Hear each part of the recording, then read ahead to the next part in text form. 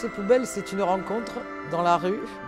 Comme tu sais peut-être ou pas, en France, les poubelles flambent dans les banlieues et notamment dans le quartier où je vivais. Et la première fois, c'est une rencontre avec une poubelle qui s'était comme ça, qui avait fondu et qui s'était affaissée sur elle-même et que j'ai ramassée, j'ai nettoyée, j'ai un peu sculpté et qui m'a paru, si tu veux, l'idée c'était que c'est à la fois la transcendance dans le geste que moi je fais et à la fois la culture et la colère populaire. Voilà. Ça réunissait pour moi les deux choses, quoi. Colère populaire, énervement et transcendance dans le geste de la sculpture. Et puis aussi, j'étais à ce moment-là je regardais beaucoup de science-fiction.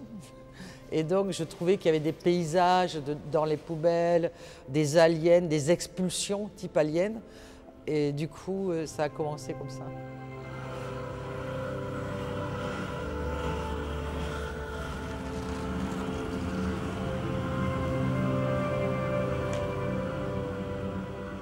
Il faut que ça garde, il y a des images d'expulsion, donc ça sorte.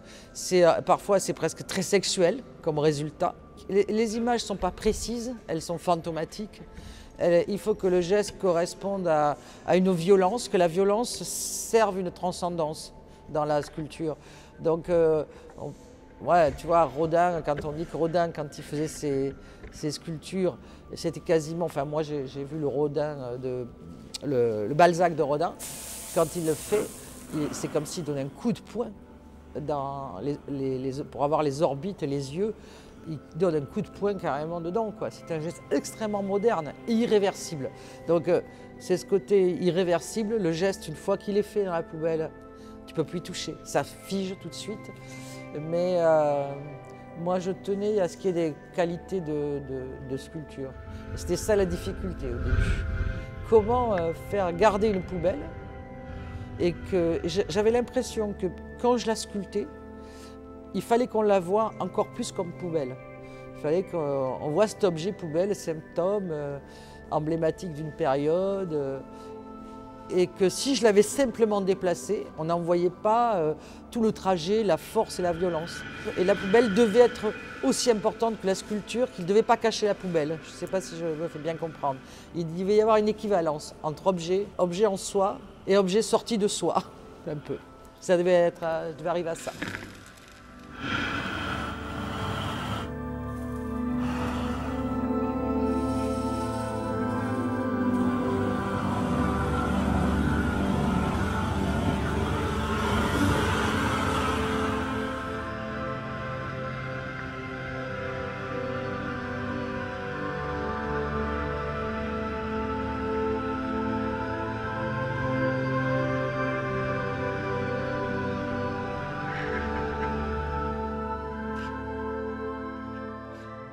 Mon rapport à l'histoire de l'art, il y a une double filiation.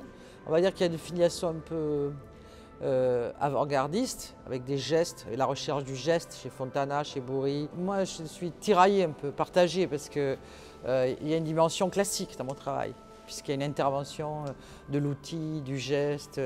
Au fond, c'est de la sculpture avec des bosses, des creux, des volumes, de la profondeur.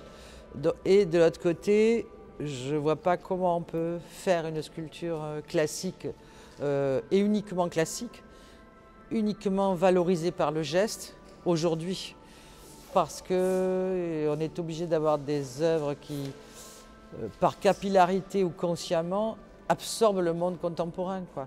Et donc, moi, ça a été beaucoup la rue et sa violence, mais aussi sa culture. Et ça a été beaucoup aussi les déchets, en fait.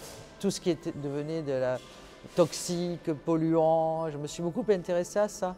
C'est pour ça que j'ai travaillé avec des objets mais qui étaient en amont, avant même d'être utilisés, ou des matières qui étaient déjà des déchets, en fait. Voilà.